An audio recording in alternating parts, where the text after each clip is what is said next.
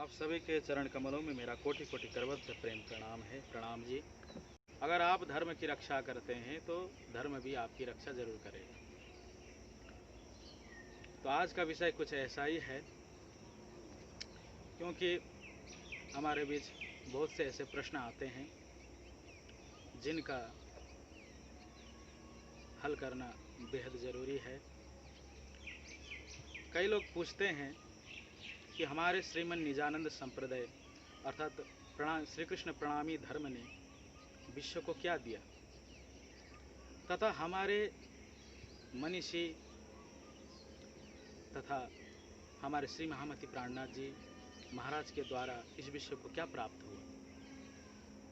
तो कुछ ऐसे ही विषय पर आज हम छोटी सी चर्चा करेंगे। तो कृपा करके इस छोटी सी विचार को थोड़े ध्यान से श्रवण कीजिएगा, क्योंकि हम कुछ समय के अंतराल में इन सभी चीज़ों को आपके समक्ष में रखने का प्रयास करेंगे। तो भारत में 17वीं शताब्दी की शुरुआती दौर से ही इस भारत भूमि में एक के बाद एक आक्रमणकारी या लुटेरे कहें तो हमारे देश में इस सोने की चिड़िया की फरों को नोचने के लिए आते रहें।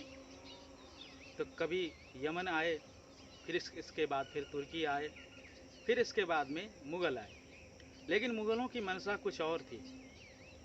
उन्होंने सुन रखा था कि भारत सोने की चिड़िया है, लेकिन उनकी मंशा तो ये थी कि इस पूरे से पूरे सोने के चिड़िया को ही कब्जे में लाया जाए। तो इसी क्रम में 17वीं शताब्दी के शुरुआती दौर से ही भारत पर विभिन्न आक्रमणकारी आते रहे और 17वीं शताब्दी के अंत तक में मुग़लों का पूर्णतः राज्य स्थापित हो गया। दिल्ली की सल्तनत पर उनकी पूर्ण रूप से उन्होंने कब्जा कर लिया। इसके बाद 17वीं, फिर इसके बाद 18वीं और 18वीं के बाद फिर 19वीं के मध्य तक आते आते फिर मुग़ल सल्तनत ख़त्म हुआ। तो सबसे पहले मुग़लों का बादशाह था बाबर।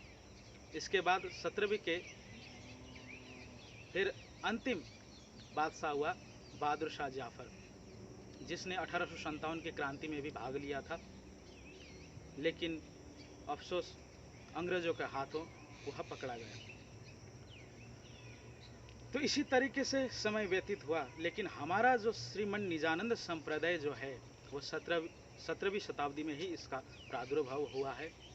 तो सबसे पहले धनीश्री देवचंद्र जी महाराज के द्वारा इस श्रीमन निजानंद संप्रदाय का स्थापना हुआ।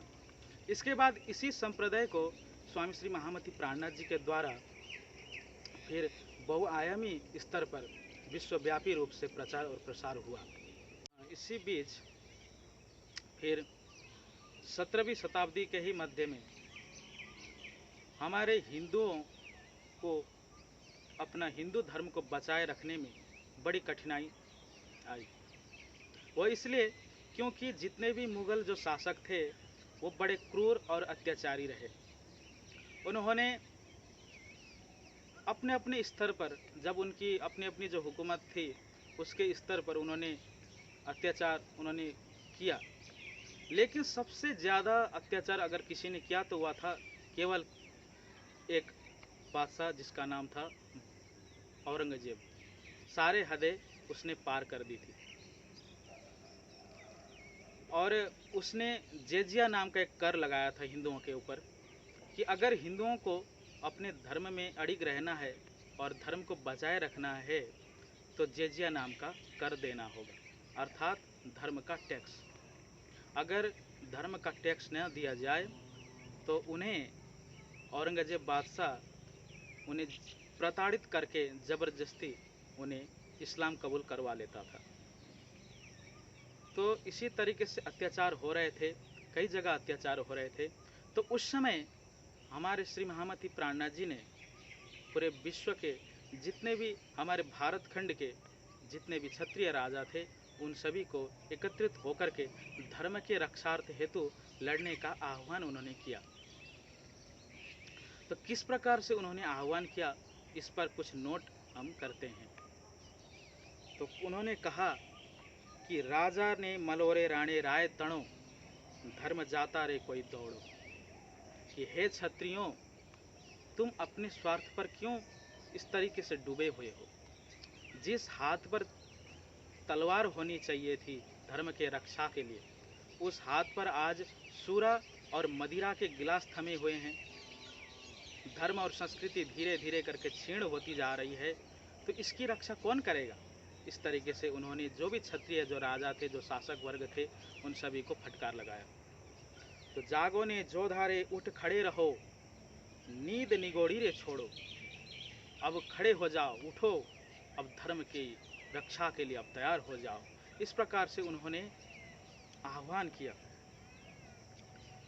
फिर उन्होंने जितने भी क्षत्रियों थे उन्हें भारत भूमि की महिमा के विषय में उन्हें बताया। उन्होंने कहा, त्रैलोक्य में उत्तम खंड भरत को, तामे उत्तम हिंदू धर्म।